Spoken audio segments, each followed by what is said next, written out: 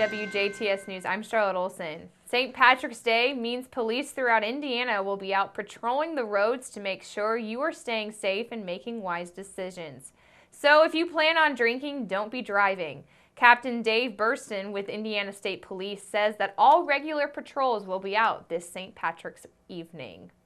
I would just remind people that besides looking for people that are intoxicated, we are going to be stopping anybody else that's driving in a rude or reckless manner, abrupt lane changes, following too close, speeding, all of those things we're going to continue to be looking for. Burston adds that he hopes people won't take it too far, but if you do happen to get stopped by police while you're out driving, he wants you to know that the checkpoints are only a minor inconvenience.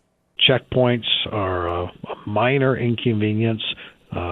Really all you'll do is show your license, and the officer will either establish probable cause to investigate further by smelling alcohol in your breath, or will just wave you on through. Burston's message to those celebrating their Irishness this weekend: make sure to celebrate safely and to drink responsibly. Speaking of checkpoints, this reminder that troopers from the Indiana State Police Jasper Post will be conducting a sobriety checkpoint at an undisclosed location in Perry County tonight. State police say that those who pass through this checkpoint area should have their license and registration ready to present to the trooper.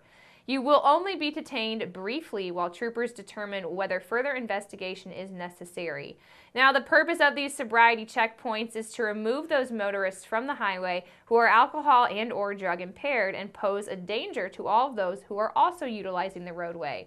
Impaired drivers are responsible for billions of dollars in property damage, personal injury, and death annually. Motorists who encounter another vehicle being operated erratically are encouraged to dial 911 or to call the Jasper, Indiana State Police Post. The number for the police post is 812-482-1441. Please be prepared to give a description of the vehicle, location of vehicle, and also direction of travel. Also with law enforcement, Gibson County Sheriff Office is warning the public of a possibility of an officer impersonation. The Gibson County Sheriff has recently received reports of people being pulled over by somebody impersonating an officer. This has also been reported in Vanderburgh County as well, but it is unknown if the incidents are related. Reports mention a male suspect in a silver Dodge Charger or an older, possibly white car in Indiana. Officers must either be a marked police car and can be in or out of uniform, or if an unmarked vehicle, they must be in uniform while completing any traffic stops. If you are pulled over and have any doubts as to if the officer is a real officer, please dial 911 right away. Dispatch will know if any of the local officers are out at the traffic stops and who and where they are.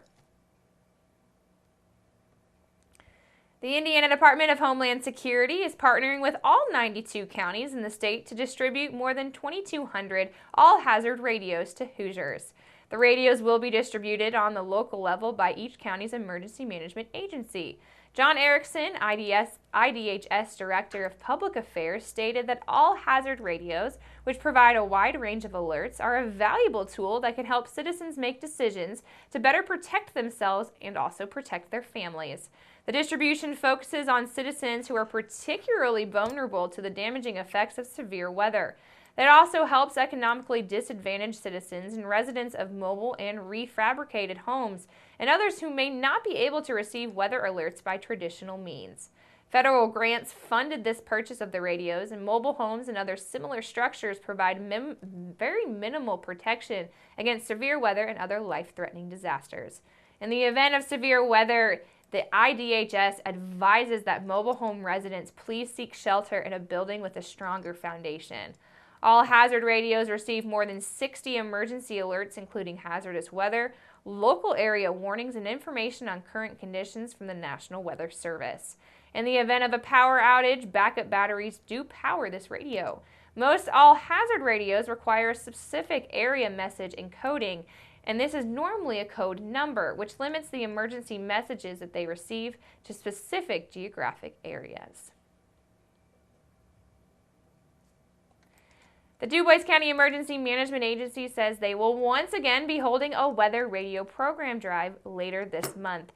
The weather radio operates 24 hours a day and is a reliable source of timely weather information such as severe weather, tornado watches, and tornado warnings.